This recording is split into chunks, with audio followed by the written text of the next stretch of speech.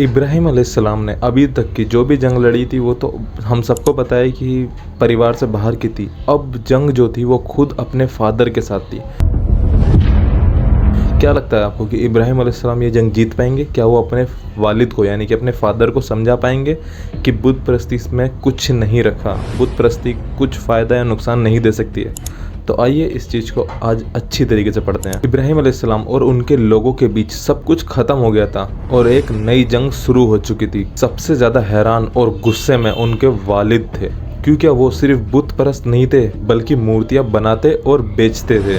क्योंकि इब्राहिम अलैहिस्सलाम अपने वालिद के सबसे लायक बेटे थे, तो उन्हें इस बुराई से रोकना अपना फ़र्ज समझा ताकि उनके वालिद अल्लाह के अजाब से महफूज रहें। अक्लमंद बेटे होने के नाते हज़रत इब्राहिम अलैहिस्सलाम ने अपने वालिद को बेवकूफ़ साबित नहीं कराया और ना उनकी हरकतों का मजाक उड़ाया। उन्होंने अपने वालिद को समझाया कि वो अपने वालिद से मोहब्बत करते हैं ताकि वालिद की भी मोहब्बत जगाई जा सके, और फिर प्यार से उनसे पूछा कि आप इन जानलेस यानी कि जिन मूर्तियों के अंदर जान भी नहीं है, इनकी पूजा क्यों करा करते हो, जो ना सुन सकती हैं, ना देख सकती हैं और ना हिफाजत कर सकती हैं। जब उनके वालिद को गुस्सा आने वाला था तो इब्राहिम अलैहिस्सलाम ने अपने वालिद से जल्दी से कहा, मेरे वालिद, मेरे पास वो इल्म आया है जो आपके पास नहीं आया, तो मेरी बात मानिए, मैं आपको सीधा रास्ता दिखाऊंगा। मेरे वालिद, शैतान की पूजा मत करो। यकीनन शैतान रहमान का दुश्मन है। मुझे डर है कि रहमान का अजाब आपको ना आ घेरे और आप शैतान के साथी ना बन जाएं। उनके वालिद ने गुस्से से कहा, क्या तुम मेरे देवताओं का इनकार करते हो इब्राहिम?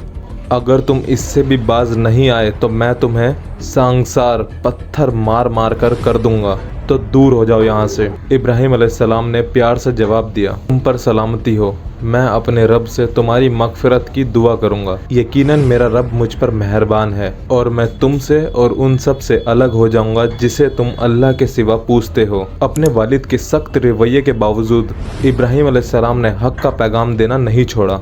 वो अपनी कौम को बुतों के आगे झुका हुआ देखकर गुस्से और दुखी से भर जाते। उन्होंने ठान लिया कि वो इन गैर शहरी रस्म और रिवाज को ख़त्म करेंगे। इस इरादे के साथ वो अपने शहर के लोगों के बीच गए, उनसे बहस करने के लिए, ये जानते हुए भी कि उनकी जान को नुकसान हो सकता है। इब्राहिम अलैहिस्सलाम ने अपनी कौम से बिल्कुल उसी तरीके से सवाल किए जैसे एक अक्लमंद डॉक्टर बीमारी का सबब जानने की कोशिश करता है ताकि उसका सही इलाज कर सके, या फिर जैसे कोई काजी मुस्लिम के साथ सख्त सवालात करता है ताकि सच्चाई को पता लगा सके। हज़रत इब्राहिम अलैहिस्सलाम ने उन लोगों से पूछा, क्या ये बुत तुम्हें देखते हैं जब तुम इनके सामने सजदा करते हो? उन लोगों ने अकीदों का दिफा करने की कोशिश करी। उन्होंने कहा कि वो जानते हैं कि ये बुत जानलेस है, मतलब इन बुतों के अंदर कोई जान नहीं है, लेकिन उनके बाप दादा उनकी पूजा करा करते थे और उनके लिए ये सबूत काफ़ी है। हज़रत इब्राहिम अलैहिस्सलाम ने समझाया कि उनके बाप दादा गलत थे।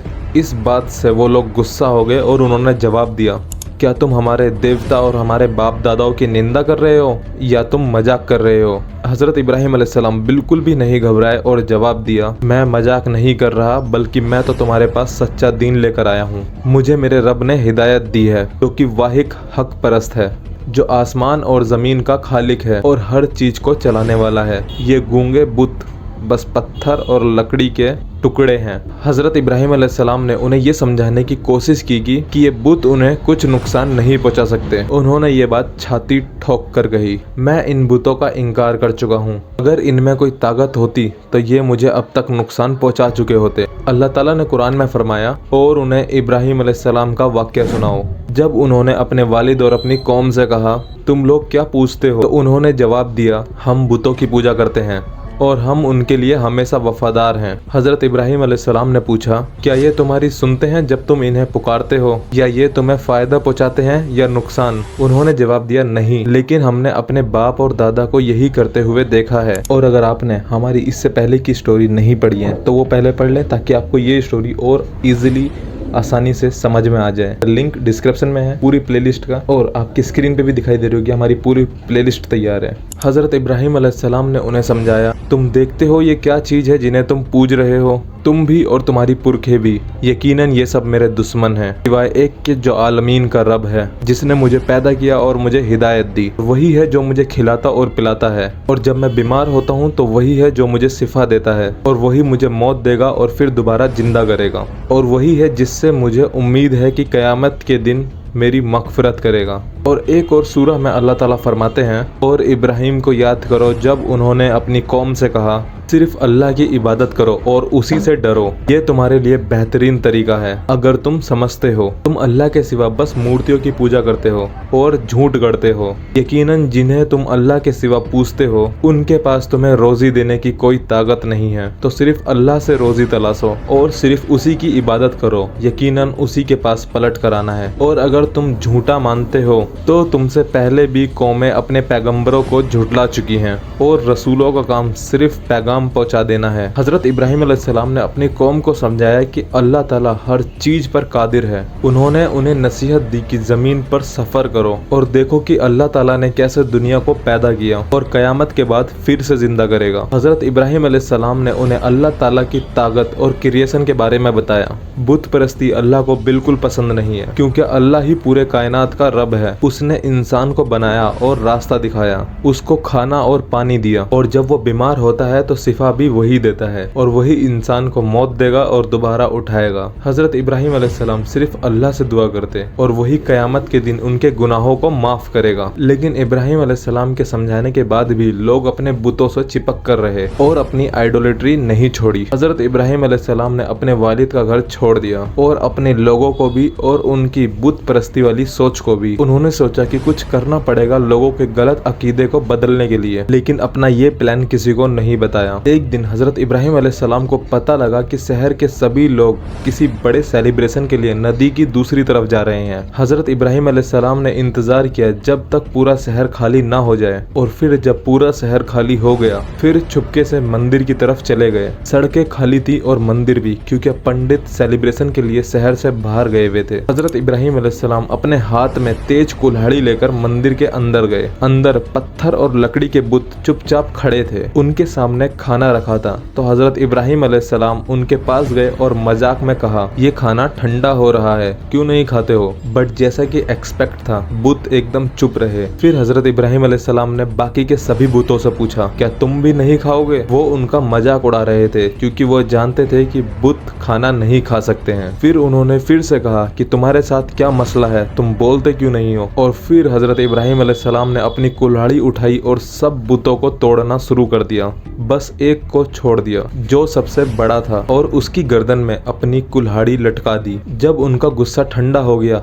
उन्होंने मंदिर छोड़ दिया। उन्होंने अपने लोगों को प्रैक्टिकल प्रूफ दिखाने का वादा पूरा किया कि बुतों की पूजा कितनी बेकार है। जब लोग वापस आए तो वो अपने बुतों को देखकर शॉक्ड हो गए, जो अब टुकड़े टुकड़े कर मंदिर में टूटे पड़े। सब आपस में बातचीत करने लगे कि ये किसने किया है। हजरत इब्राहिम अलैहिस्सलाम का नाम सबके दिमाग में आया। अल्लाह ताला ने फरमाया, उन्होंने कहा, हमारे बुतों के साथ ये जुल्म किसने किया है? वो तो वाकई एक जालिम होगा। उन्होंने कहा, हमने एक नौजवान को इनके बारे में बात करते हुए सुना है जो इब्राहिम कहलाता है। उन्होंने कहा, तो फिर उसे सब लोगों के सामने लाओ ताकि वो गवाही दे। उन्होंने कहा, क्या तुमने हमारे देवताओं के साथ ये किया है ए इब्राहिम? तब उन्होंने हजरत इब्राहिम अलैहिस्सलाम को अपने सामने बुलाया तो हजरत इब्राहिम अलैहिस्सलाम ने अपनी चालाकी से ये जवाब दिया, नहीं, ये सबसे बड़ी वाली मूर्ति ने किया है। इब्राहिम अलैहिस्सलाम ने लोगों को उनकी बेवकूफ़ी को समझने का मौका दिया और एक ऐसी डिबेट का आगाज किया जो उनकी सोच पर सवाल उठाता है। इसका मतलब ये है कि अगर वो लोग जो बुत परस्ती करा करते थे,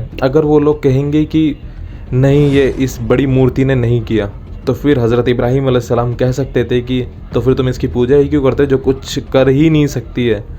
और अगर वो ये बात कहते कि हाँ, ये इसने ही गया है, मूर्ति नहीं करा है, तो फिर उन्हें हज़रत इब्राहिम अलैहिस्सलाम को छोड़ना पड़ता सबके सामने। ये हज़रत इब्राहिम अलैहिस्सलाम का एक प्लान था जो उनको उन्हीं की ही बातों में फंसाना था। अब इसके बाद कई लोगों की ईगो पर बात आती है और हज़रत इब्राहिम अलैहिस्सलाम को बहुत बड़ी झुलसती हुई आग में डाला जाता है उनके गुनाहों की सज़ा देने के लिए कि इसने बहुत बड़ा गुनाह किया है। वो आग इतनी बड़ी होती है कि जिन लोगों ने उस आग को जलाया होता है उन्हें भी ये चीज़ महसूस होती है कि ये आग कभी बुझेगी ही नहीं।